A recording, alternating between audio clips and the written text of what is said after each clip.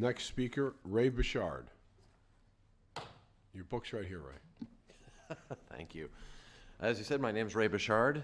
The book you mentioned is The Berlin Turnpike, A True Story of Human Trafficking in America. As I mentioned earlier today, I also conduct extensive law enforcement trainings in the area of human trafficking in Connecticut, which is now required by statute, which was accomplished last year, a very good law, which I want to touch on now as I speak about my qualified support for specifically Bill 7309. I want to bring your attention to some language that added to these bills or some suggestions would really strengthen them and move Connecticut forward in the area of prevention of human trafficking and especially the treatment of its victims. I also want to commend the committee. You've tackled some really tough subjects this session, from sexual abuse to imprisonment and this. So thank you for your courage there. Anyway, first, I agree entirely with the addition of the Commissioner of Education being added to the Trafficking in Persons Council. However, I know of no other agency, task force, commission in any other state across America focusing on human trafficking that does not have an adult victim of trafficking on its membership. This is an oversight that must be corrected. There's no better expert to address this issue than the victims themselves, as you heard from Jen this morning. Second, while I strongly support the development of trafficking awareness curriculum for medical personnel and educators as required by 7309, I strongly urge you to make this training mandatory, as it is for all law enforcement personnel in Connecticut. I've witnessed firsthand how much the impact this is having on law enforcement here in Connecticut and how the lights start to go off when they get this training. The same has to be done for other first contacts, personnel and professionals, educators, doctors, and others. Third, 7309 improves trafficking awareness posting requirements, these signs we heard about earlier, in several ways. The most important and obvious of these are in the massage parlors, where prostitution and human trafficking often, if not always, takes place. And there are 147 of them across even the smallest towns in Connecticut. While the bill requires the posting of these human trafficking awareness signs in other locations, I urge you to add schools, colleges, and universities in order to extend this life-saving information. Fourth, Section 4 of the bill increases penalties for commercial sexual abuse of a minor when there is sexual contact in return for a fee. Now, this is great language because it's really increasing that penalty when someone has sexual contact with a minor for a fee for money. This language, in my opinion, must include commercial sexual acts or posting requirements, these signs we heard about earlier, in several ways. The most important and obvious of these are in the massage parlors, where prostitution and human trafficking often, if not always, takes place. And there are 147 of them across even the smallest towns in Connecticut.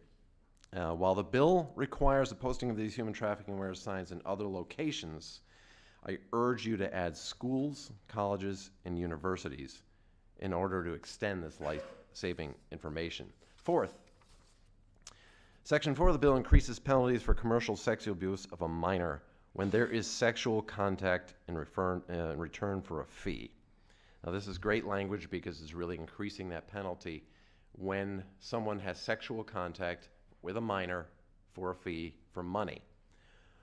This language, in my opinion, must include commercial sexual acts or performances by a minor, whether or not the person enticing them into or paying a fee for the sex act is in physical contact with them or even in the same physical location with the minor. The abuse suffered through the commercial sexploitation of minors occurs in both real and virtual worlds. And what happens and what these youth are made to do on camera, and not in the presence of the actual abuser, is just as damaging and just as diabolical and just as much of a commercial sex act as if they were in the same room. Fifth, Please summarize, Mr. Bechard. I'm sorry, yes. Yeah, you have written testimony too? I do. I'm sorry, I didn't forget to mention I have an extensive written testimony that you have. Okay. The other area of the bill I mentioned this morning was the executive order, which is meant to mirror the federal executive order to clean up the supply chains of Connecticut state contracts. And finally, what Jen mentioned this morning is implementing a health plan to bring mental health care and addiction recovery to the victims of human trafficking and prostitution. The two are intertwined. You cannot separate them. Addiction and the opiate epidemic and human trafficking they're not just hand in hand, they are tied together inseparably. Thank you. Any questions from the committee? Representative Porter. Thank you, Mr. Chair. Just listening to you prompted a question. You know, you said for a fee. Have you ever thought about or ran across where it hasn't been for actually money, quote unquote, but drugs? Oh yeah, for a fee or any goods or services, that would be tremendous. So, for instance, there's a website called younow.com, and on younow.com, there are young girls, 12, 13, 14 years old, performing sex acts, and they have, some of them, tens of thousands of followers with hundreds of men watching at any given time. What will happen is these girls will set up, or have set up, wish lists on Amazon.com. And of course, those are anonymous. You go and buy a gift for someone and send it. You don't know to whom it's going or where it's going, so that keeps the anonymity. As soon as that gift shows up, she knows who sent it, and then she goes on and performs that act. The men are then able to rate them as to how well they did. And this can happen anywhere in the world. So yes, for fee, for drugs, for any gifts in kind, I would imagine. But the key is, it's not just the physical contact within the same room. It's conduct. There's really no difference between the virtual and physical world in this area. Sounds very sick. And I just wanted to go on record stating that I do agree that there should be a victim on the commission. I've always said, and I will always say, that experience changes your perspective. And that perspective has the power to change people's viewpoints.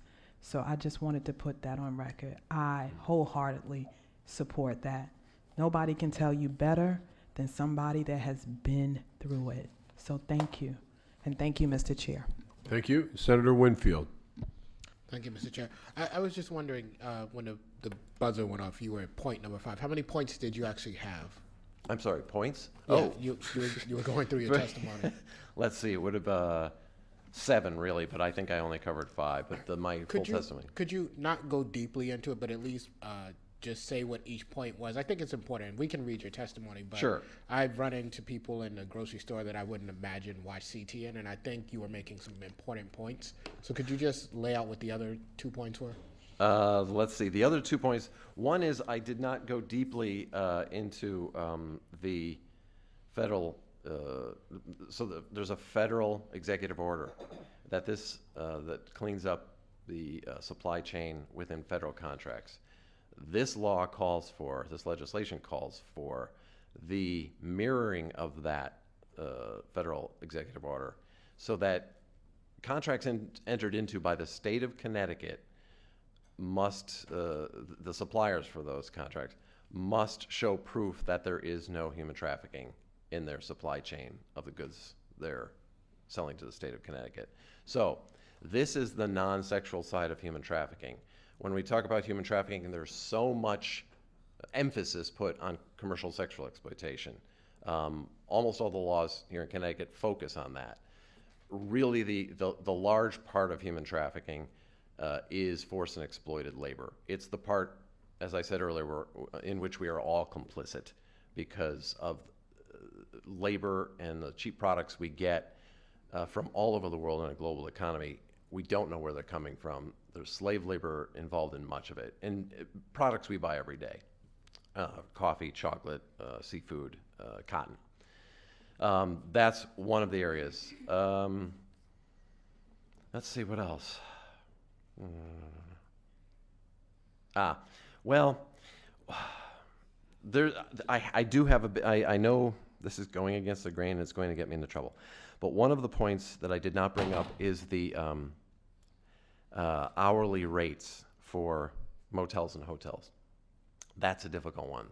The legislature has tried that before to eradicate the ability for a hotel or motel to rent their rooms by the hour. And I would not like to see that language put the bill in jeopardy. And the difficulty there is one, it's difficult to tell a business what it can do in that fashion. Two, the language does not specify, if there's no hourly rate, what is the minimum amount of hours they can rent for their hotel room. Because when you go to a hotel room, it's usually check-in time is 3 and check-out is 10 or 11, so it's not a 24-hour period. So there's no definition there of what they can do. But really, the fact of the matter is there are many legitimate reasons people want to go into a short-stay hotel. Truckers who need a rest, business people who just need to clean up and get changed after a long trip to go to a meeting, expectant mothers to rest for a while. There's a lot of good reasons for that. So I understand the intent of this. I understand that what people want to do is say some of these motels, especially along the Berlin Turnpike, and there's 1,300 motel rooms on the Berlin Turnpike. There's 50 hotels and motels along the Berlin Turnpike. Some of them do hourly rates. And I understand that if the intent is if we take that option away, it will make it too expensive, or take that option away for a pimp to get a room for a girl and a John. There's better ways to do that than risking the bill through that language. There's more here, but again, I think those were two of them.